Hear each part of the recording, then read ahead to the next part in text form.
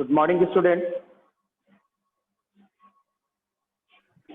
Welcome to Macroeconomics Class 12. Today, we will continue our last chapter, that is chapter number 5, Money. Unit 2 है हमारी macroeconomics की money and banking, उसका chapter है ये बेटा money. कल हमने इसमें कुछ प्रीवियसली पढ़ लिया था, कल स्टार्ट किया था हमने ये चैप्टर, इसमें कुछ प्रीवियस वाले टॉपिक्स पढ़ लिए थे, तो एक बार डिस्कस कर लेते हैं। We have learn barter system. Barter system हमने पढ़ लिया था, क्या होता है बार्टर सिस्टम, जहां पर कमोडिटीज के बदले में कमोडिटीज एक्सचेंज होती हैं, वो सिस्टम बार्टर सिस्टम होगा। लिमिटेशंस पढ़े थे इसके, limitations of barter system. Barter system के लिमिटेशंस क्या थे? Limitations lack of double coincidence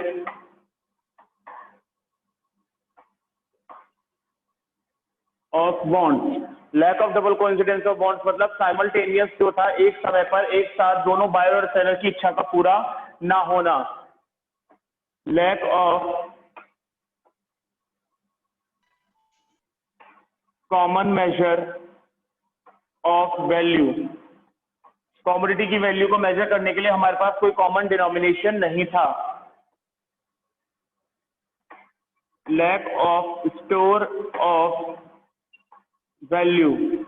commodity की वैल्यू को स्टोर करना भी बहुत मुश्किल था, स्टोरेज के लिए हमें वेयर हाउस चाहिए था, टाइम चाहिए, एफर्ट चाहिए, पैसा चाहिए। Lack of standard of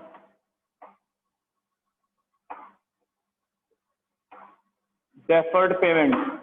Deferred payments are those payments which are to be made in near future. वो पेमेंट जो हम नियर फ्यूचर में करेंगे, उनके लिए भी एक स्टैंडर्ड सेटअप नहीं था कि फ्यूचर में किस तरह से वो पेमेंट करी जाएगी। तो ये टॉपिक हमने कल किया था। एक टॉपिक और करा था हमने, इवोल्यूशन ऑफ मनी, मनी का इवोल्यूशन। बार्टर सिस्टम की लिमिटेशन थी, कुछ उसके ड्रॉबैक्स थे जो हमने पढ़े, इसकी वजह से मनी का इवोल्यूशन हुआ, मनी को आना पड़ा। ऐसा नहीं है करंटली जिस फॉर्म में मनी हमारे पास अवेलेबल है इसी फॉर्म में ही हमारे पास शुरू से था, नहीं। सबसे पहले थी हमारे पास कमोडिटी मनी। सबसे पहले मनी की फॉर्म जो थी वो थी कमोडिटी मनी। जो भी कमोडिटी जनरली कॉमन यूज की थी उसे मनी मान लिया जाता था। देन उसमें प्रॉब्लम आने लगी तो आ गई मेटेलिक मनी। मेटेलिक मनी हमने गोल्ड और सिल्वर प्रीशियस मेटल्स यूज करने शुरू कर देते in the form of money. उसके बाद आई हमारे पास पेपर मनी, करेंसी नोट्स की फॉर्म में। Then difficult to carry the paper, difficult to carry the currency notes. Then हमारे पास आ गई बैंक और credit money.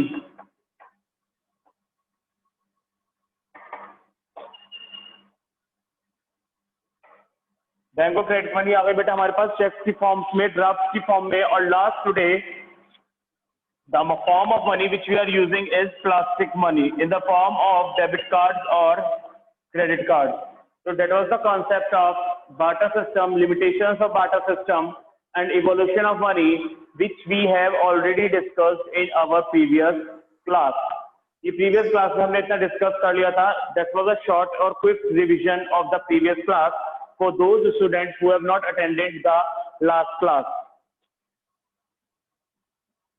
Moving ahead, continue करते हैं बेटा आगे की तरफ। अब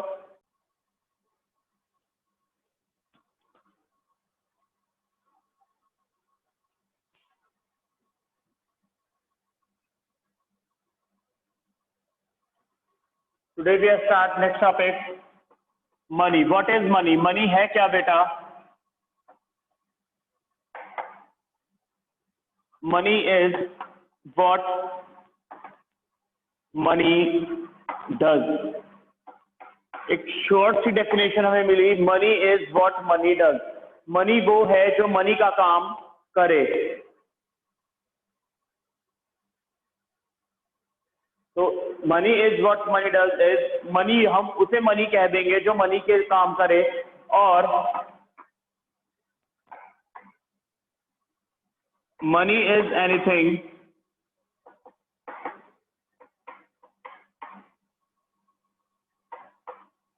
which overcomes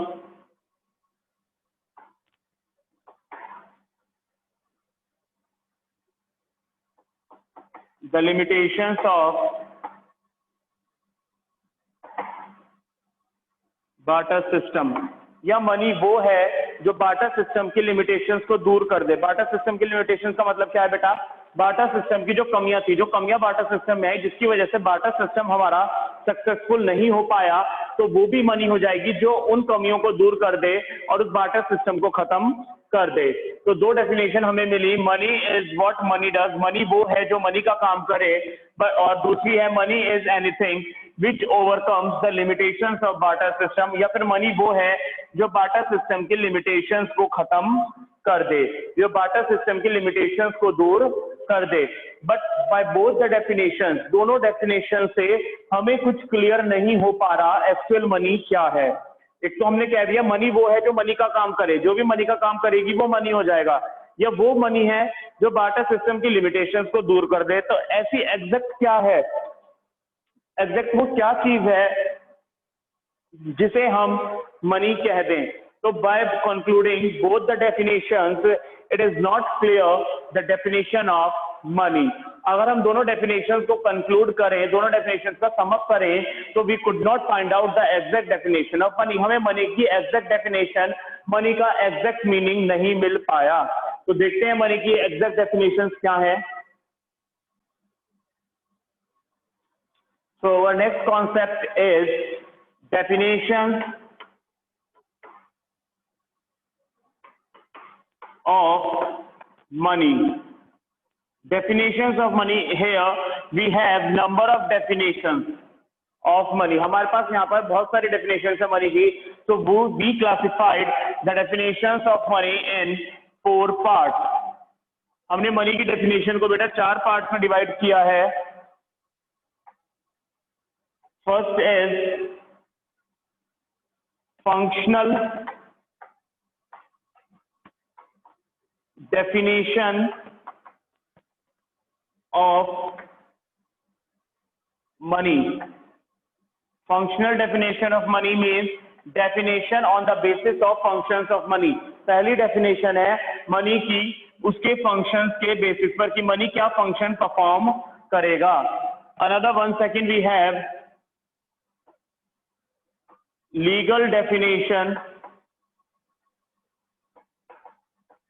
of money. Money की लीगल डेफिनेशन क्या है? लीगल मीन्स जो गवर्नमेंट ने या लीगली जो डेफिनेशन हमें मिली है। Third is definition on the basis of liquidity. Liquidity का मतलब होता है बेटा how easily it can be converted into cash. तो definition on the basis of liquidity मतलब कितनी जल्दी हम मनी को, पैसे को कैश में कन्वर्ट कर सकते हैं, तो उसके बेसिस पर डेफिनेशन है। And the last one is definition on the basis of scope. Scope के बेसिस पर कि मनी का एरिया कैसा है, क्या वो वाइडर स्कोप का है, क्या वो नैरो स्कोप का है।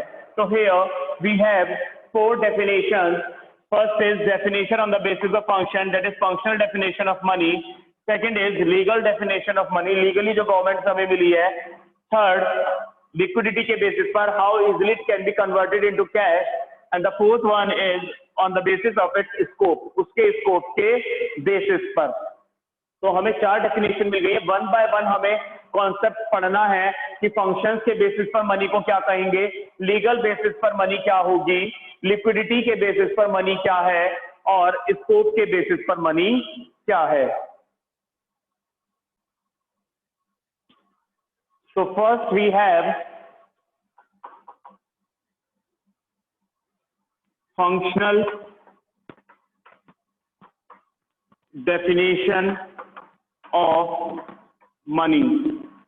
सबसे पहले है बेटा हमारे पास functional definition of money.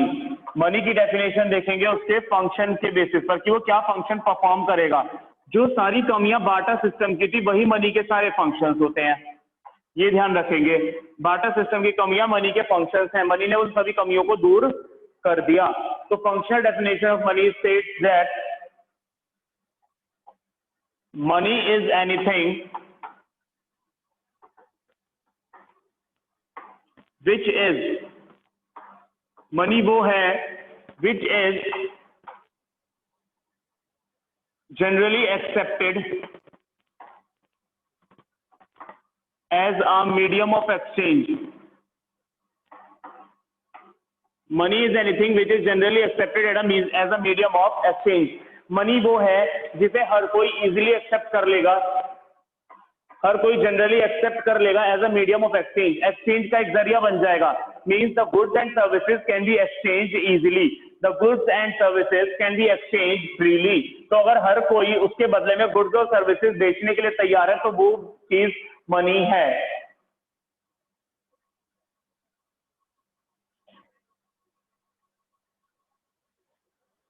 which is used for measure of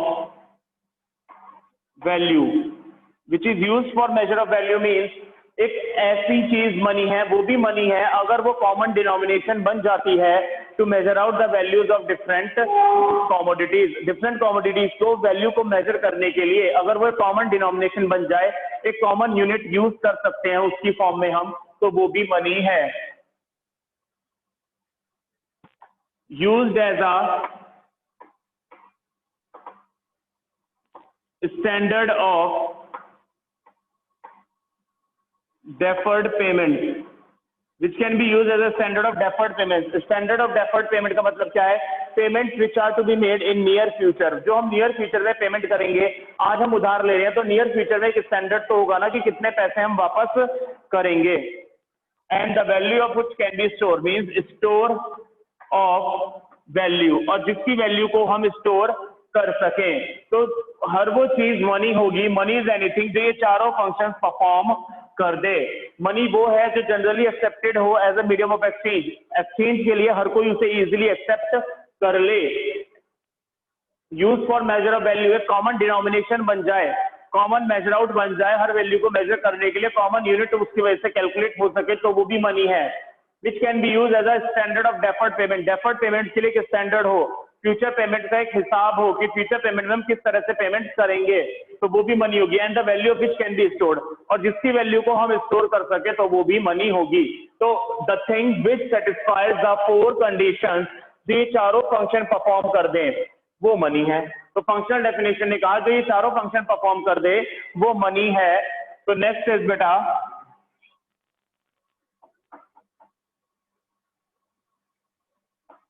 functions of money, money के फंक्शंस, यही चारों ही फंक्शंस हैं, बट दो पार्ट में क्लासिफाइड कर दिया इन्हें, primary functions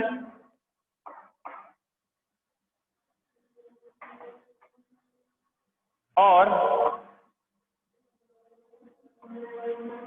secondary functions. Primary functions और सेकेंडरी फंक्शंस, ये जो ऊपर के हैं बेटा दो, ये प्राइमरी फंक्शंस हैं। कौन से? मीडियम ऑफ एक्सचेंज, एक्सचेंज का एक जरिया बन जाए, और second one major of value, जिसकी वजह से हम कमोडिटीज की वैल्यू को मेजर भी कर सके। The values of different commodities can be measured easily, जिसकी वजह से हम डिफरेंट कमोडिटीज को वैल्यू को मेजर आउट कर सकें। नीचे के दो स्टैंडर्ड ऑफ डेफर्ड पेमेंट्स और store of value secondary functions हैं। Standard of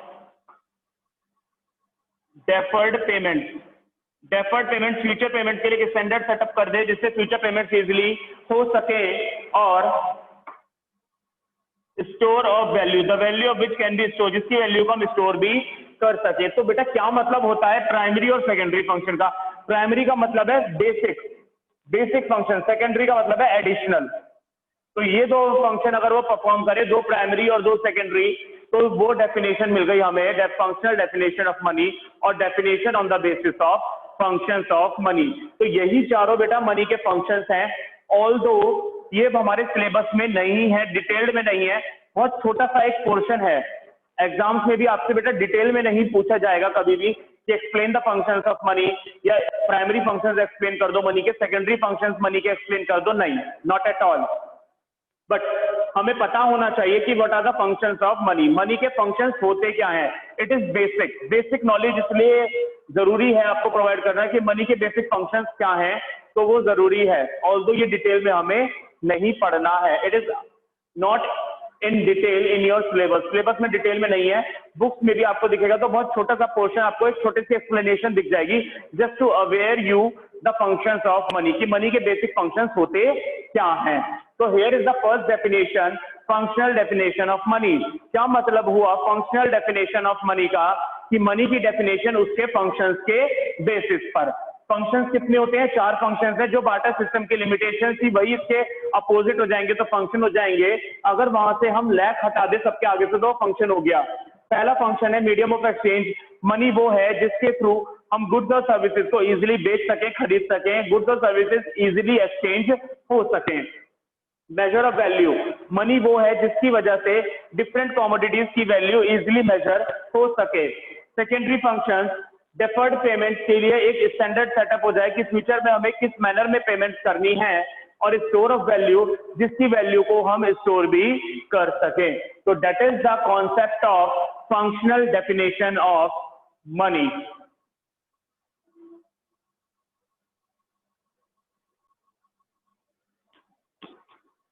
Moving ahead, students, next we have legal definition of money.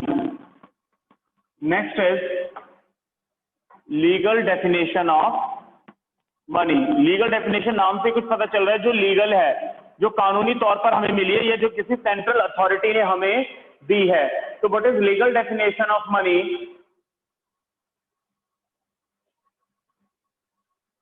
Money is what the law says it is. Money is what the law says it is. Money वो है जिसे law यानी कानून कह दे कि ये money है।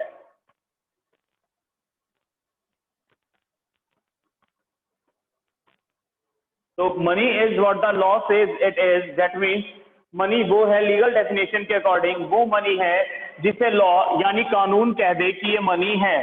तो जो प्रेजेंट हम मनी यूज कर रहे हैं, यानी हमारे जो करेंसी नोट्स है बेटा, कॉइन्स हैं, वो कानून ने, गवर्नमेंट ने तो हमें बताया, लॉ ने तो हमें बताया कि हमारी मनी है, तो हमने उसे मनी मान लिया। इफ लॉ डिनाइज, अगर लॉ मना कर दे, कानून मना कर दे उसे मनी मानने से, तो वो मनी नहीं रहेगी। जैसे क्या हुआ था, डिमोनेटाइजेशन हुआ था।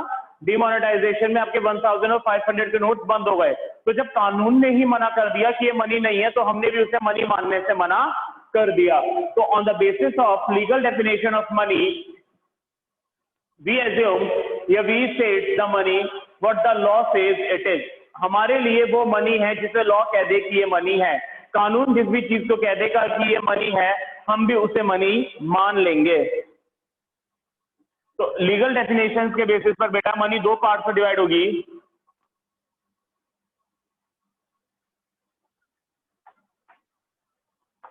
Legal tender money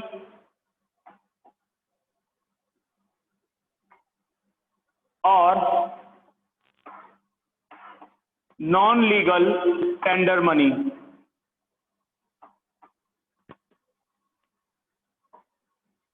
legal tender money और नॉन लीगल टेंडर मनी। बेटा ये नॉन लीगल है, ध्यान से देखना, इसे इलीगल मत कर देना कि नॉन लीगल का मतलब इलीगल है, नहीं, इलीगल नहीं है, नॉन लीगल है। इलीगल का मतलब गैर कानूनी हो जाएगा, ये गैर कानूनी नहीं है, गैर कानूनी नहीं है, बट कानून ने नहीं कहा इसे कि ये मनी है, बस ये ध्यान रखना। Non legal is something different from the illegal. Non legal और इलीगल दोनों अलग अलग है, बहुत डिफरेंस है दोनों में, नॉन लीगल और इलीगल में। नॉन लीगल का मतलब है कि कानून ने नहीं कहा है इसे। इलीगल का मतलब है गैर कानूनी, जिसे लॉ ने एक्सक्लेम कर दिया है या जिसे लॉ ने प्रोहिबिट कर दिया है, तो वो इलीगल है। तो ये इलीगल नहीं है। तो लीगल टेंडर मनी, जिसका दूसरा नाम है बेटा और फिएट मनी। आपकी बुक्स में, बहुत सारे बच्चों की बुक्स में फिएट मनी के नाम से होगा ये। Fiat money. तो ध्यान रखना, लीगल टेंडर मनी और fiat money, FIAT, fiat money. Non legal tender money और फिड्यूशियरी मनी, FIDUCIARY,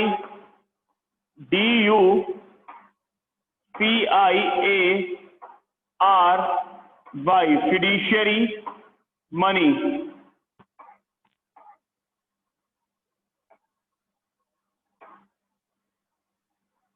तो नॉन लीगल टेंडर मनी का दूसरा नाम है फिड्यूशियरी मनी और लीगल टेंडर मनी का दूसरा नाम है fiat money. Legal tender money और fiat money. What is legal tender money या फिएट मनी? क्या है लीगल टेंडर मनी और fiat money? Which can B legally used for payment, जिसे पेमेंट करने के लिए आप लीगली यूज कर सकते हो। लीगली मतलब कानून ने जिसे कहा है कि आप ये यूज करोगे, अगर आपको किसी को पैसे देने हैं तो आप ये दोगे, तो वो लीगल टेंडर मनी है, फिएट मनी। एग्जांपल्स क्या है बेटा? कॉइन्स हैं या करेंसी नोट्स हैं हमारे। तो कानून ने तो हमें यही दो चीज दी है, कॉइन्स और करेंसी नोट, कि या तो आप कॉइन्स यूज करोगे या करेंसी नोट्स यूज करोगे पेमेंट करने के लिए, जो कानूनी है। तो वो है हमारी फिएट मनी और legal tender money. What is non legal tender money और फिड्यूशियरी मनी? फिड्यूशियरी मनी और नॉन लीगल टेंडर मनी कौन सी है? It is the money which is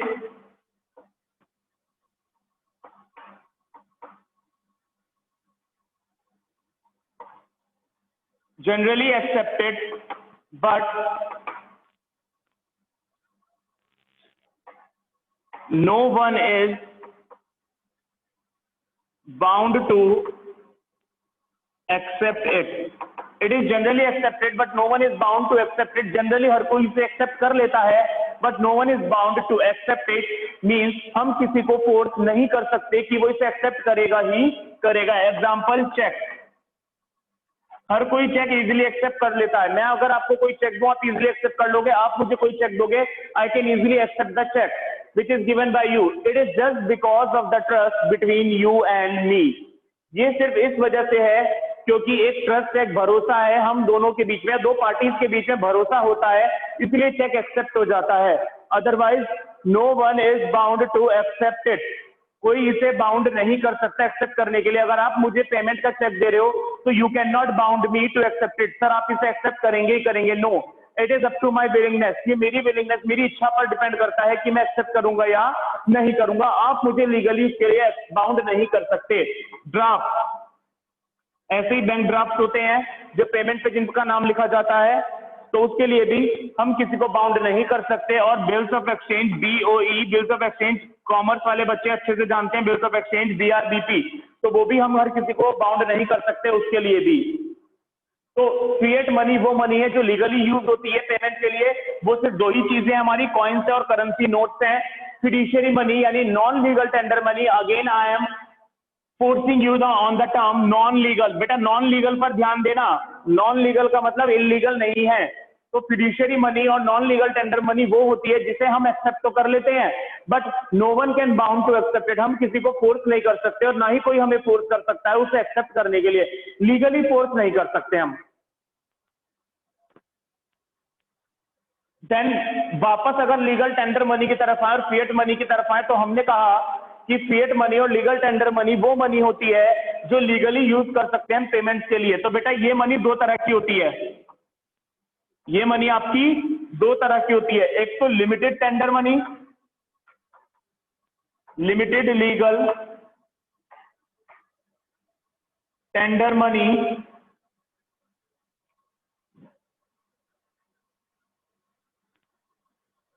और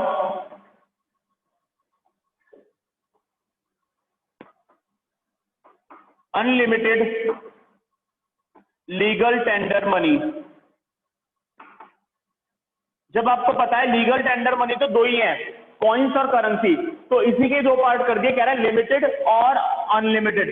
लिमिटेड मतलब एक लिमिट तक आप क्या यूज कर सकते हो, कॉइन्स। तो लिमिटेड टेंडर मनी का एग्जांपल है coins, the money which can be use up to a limit, जिसकी एक लिमिट है।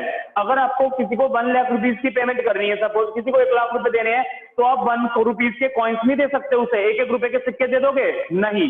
Coins can be use up to a certain limit, coins सिर्फ एक लिमिट तक ही यूज कर सकते हैं, over and above the limit हम कॉइन्स को यूज नहीं करते।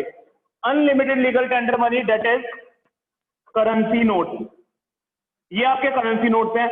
अगर आपको किसी को 10 लाख रुपीज की भी पेमेंट करनी है तो आप करेंसी नोट दे दोगे उसे, नोट से इसकी कोई लिमिट नहीं होती। तो that is the concept of legal definition of money. Legal definition of money के बेसिस पर बेटा दोबारा देखते हैं। लीगल डेफिनेशन का मतलब है जिसे लॉ कह देगा, लॉ कानून जिसे कह देगा, या सेंट्रल अथॉरिटी हमारी गवर्नमेंट जिस भी चीज को कह देगी कि ये मनी की फॉर्म में आपको यूज करनी है या ये ही मनी है, तो हम उसे मनी मान लेंगे। दो तरह की मनी होती है, ये लीगल टेंडर मनी और non legal tender money. Legal tender money का मतलब है fiat money, non legal tender money का मतलब है फिड्यूशियरी मनी। नाम याद रखने हैं, फिएट और फिड्यूशियरी।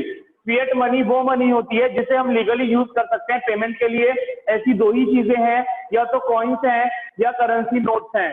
फिड्यूशियरी मनी का मतलब है ये मनी जनरली एक्सेप्ट तो है, but no one is legally bound to accept it. हम किसी को लीगली बाउंड नहीं कर सके, तुम इसे एक्सेप्ट करोगे ही करोगे, उसके ऊपर किसी तरह का कोई फोर्सफुलमेंट नहीं कर सकते, उसे मजबूर नहीं कर सकते कि उसे एक्सेप्ट करना ही पड़ेगा।